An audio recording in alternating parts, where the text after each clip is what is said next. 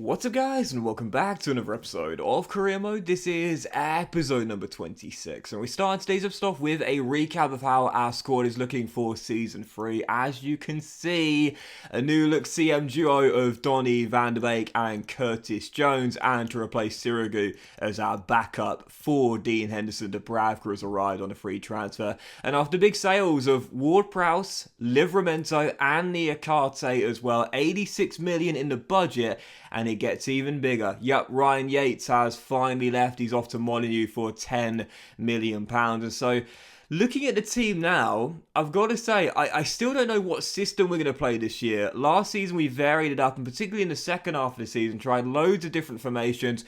5-3-2, 4-3-3, 4-3-1-2. But I think 4-2-3-1 was where I had a lot of success. So I think I might start off with a 4-2-3-1 this year. But again, like last season, vary it up a little bit. But clearly now, we're a little bit light at CB. Ryan Yates has gone, Jonathan Panzo has gone, and of course, Moussa Niakate has gone. So I thought, okay, just shy of £100 million in the budget, I think we're going to need to sign a new centre-half. Senesi was my player of the season last year. Worrell, I'm still a bit unconvinced by Joe Worrell, I must admit, but I gotta say, this is a great deal, and I'm really looking forward to using him for, I think, the first time ever. Don't think I've had him before, but for £17.5 million, well, you'll remember him for his match of the day analysis against Arsenal when he was a 16-year-old.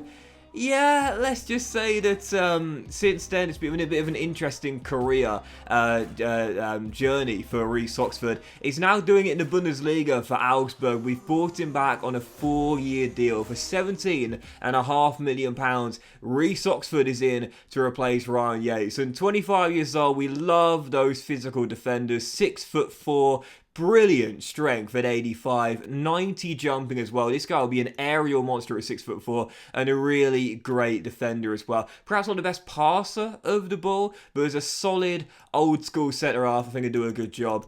The question is, do I continue to start Joe Worrell or drop him to the bench? I think last year, I'll be honest here, I felt a little bit more confident when Worrell wasn't in the team, which I feel quite bad about saying because he's my club captain. But last year you would have seen it. We did play a 4 at the back and only 2 centre halves.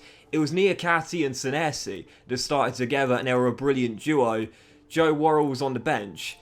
I felt more confident when he wasn't in my starting lineup, if I'm being totally honest. Whether Reece Oxford will replace him, I don't know. Same rating, but 2 years younger, a little bit taller. I guess we'll have to wait and see. Even so, Oxford is in, 17.5 mil, and my second signing of today's episode, another English player that I've not used before, Marcus Tavernier. Yes, of course, from Middlesbrough to Bournemouth. The Cherries are still in the Championship. Last year, failed to get promoted back to the top flight. For those curious that are here this season, Southampton are back, Fulham are back, and the team that are joining them, Swansea City, in this year's Premier League. With Tavernier, haven't used him before, from the Riverside to the Vitality, and now the City ground. I really, really like the look of this guy. He's been on my transfer shortlist for a while now. Well, since Bournemouth went down, really, and I got to say, Marcus coming in, I personally think he'd be better as an inside forward on the right.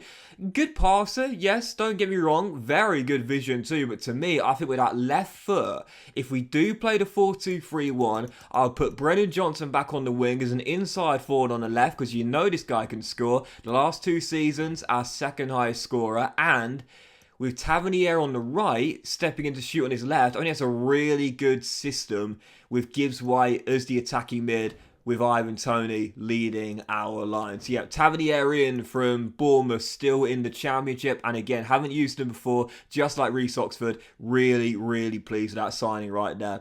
So following that, another bid for Dale Fry, once again a European side. I didn't think it was too unrealistic, Anderlecht, to be fair, but I did turn it down. If Company was still there, then maybe, but as we know at Turf Moor now, Vincent Company, so I turned that one down there as we continue to wait for an English side. But as for Bryn James, finally got a loan offer from an English side here. Middlesbrough want to take him to the Riverside. I quite like that as well, because this year we know they've got Zach Steffen on loan from Manchester City, so they like their Premier League goalkeepers on loan. Now they're going to take the youngster Bryn James as well. So yeah, I'm quite pleased with that, if I'm being totally honest here. I think to me that's probably one of the best destinations you could go to, but again, we're still waiting for an English bid for Dale Fry. But this was an interesting one.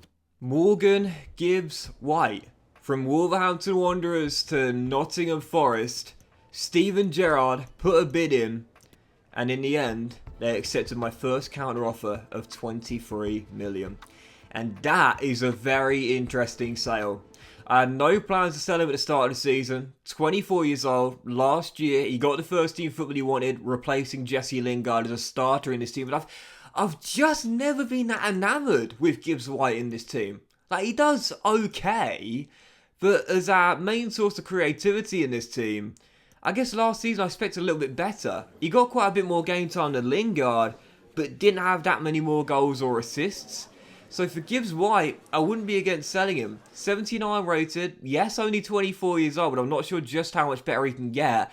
I think we could find someone a little bit better, and maybe even younger than Gibbs White. Not been enamoured with him since the start of the save.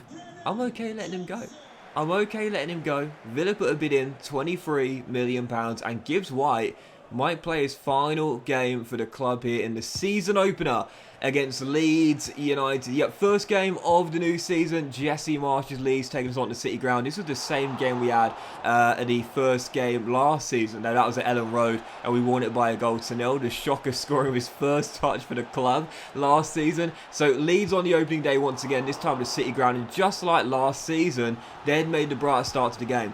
First 40 minutes, I'd had no chance whatsoever. Had it not been for Dean, we would have been a goal down. And right before the break, a chance to get in front. What a save this was by Rooley, denying Ivan Toney with the header. So still tied at 0-0 at the break, but Leeds having a better team in the first half. My defence, quite frankly, getting breached far too quickly. Clearly showing signs of the absence of Niakate. Henderson bailing me out once again, but from that save from Dean, we go on the counter. Brennan storms down the left, and wouldn't you just know it, the first goal scorer this season, well, it might be his final goal for the club, Morgan Gibbs White. He said, Doxy boy, you just weren't playing me in the right system to get the best out of me in the 5-3-2. I need wingers alongside me. Well, Johnson cuts to the cross, and Morgan Gibbs White turns in from close range. Wouldn't you just know it? And I was thinking, can I say to Steven Gerrard, I was only joking about the 23 mil. Can I keep him now? But even so, Gibbs White opens the scoring. It's 1-0, Nottingham Forest. We have the lead against a run of play, if I'm being honest. But with 5 minutes to go, still up by 1. I tightened up after we got the opener, and we bagged our second as well. Ivan Toney leading our line, spearheading our attack. Scored on the opening day last season, scores on the opening day this season. Rodri Brown won the assist title last year. Feeds him through. Toney smacks home from close range. And then speaking of from close range, oh, Ivan, you little goal thief. Yeah, stoppage time. Final kick of the game sees Rodri Brown get his first goal of the season taken away from him. Yep, Ivan Toney dribbles in from half a yard. Question is, was it going in? Was it going in? Ivan Toney, like any striker would do, says, I think it was going wide, mate. I think it was going wide. So Toney taps it in from close range. I will be honest, it was a pass and not a shot from Rodri, but annoyingly, he didn't get credit with the assist for it. I think it's because I didn't press the circle button with Toney and I just dribbled in. But even so, it should be 2 assists for Rodri in the opening day. In the end, it's only 1, but it is 2 goals for Ivan Toney. Yep, the Shocker, as good as ever, leading our line, spearheading our attack, with a brace on the opening day. As good as ever, one of my best goal scorers of all time, Ivan Toney, with the 2 goals in the second half to wrap it up. 3-0 the final score, and the perfect way to start season 3. And the truth of the matter is, if we do want to stay in Europe, those are the games we need to win. You would have seen it in the last episode. We got to win 10 or more games at City Ground this year. We didn't win at the City Ground all of last season in the second half of the season. We didn't win a single game at the City Ground from February onwards. If we are going to be better this season and stay in Europe, we've got to make the City Ground more of a fortress, stop slipping out the home, and win those games that should be considered not bankers, but games where we are favourites. We did there 3-0 on the opening day. But following that, it is over for Morgan Gibbs White. 2 seasons at the City Ground. He bows out with a goal. Great way to say goodbye to the fans. And Gibbs White is off to Villa Park to play under Steven Gerrard. Yep, after the goal on the opening day, I was thinking, Should I offer him a contract and keep him here? Nope, I didn't stand in his way. I let him go. He's off to Villa Park. Bryn James has gone out on loan to Middlesbrough, so we need a new third choice goalkeeper for this season. And there is a good one in our academy right now, so I might just promote him from our youth team. But you'd see as well, Gibbs White going for £23 million. Our budget now is back up to around £85 million. Some big signings to start the new season off with Curtis Jones and Van der Beek coming in, but some big sales and some big gaps in our team now. Niakate, Livramento, Ward-Prowse and now Gibbs White have all gone. 4 of our starting 11 have left for this season. Out of 85 mil, we need to replace them with star quality before the window slams shut. But that would end today's episode of Crimo, guys. Big thank you for watching. Hope you have enjoyed it. If you have, then please drop a like. Most of you all have a fantastic day, and I'll see you for the next episode featuring a draw for the Europa League group stage very soon.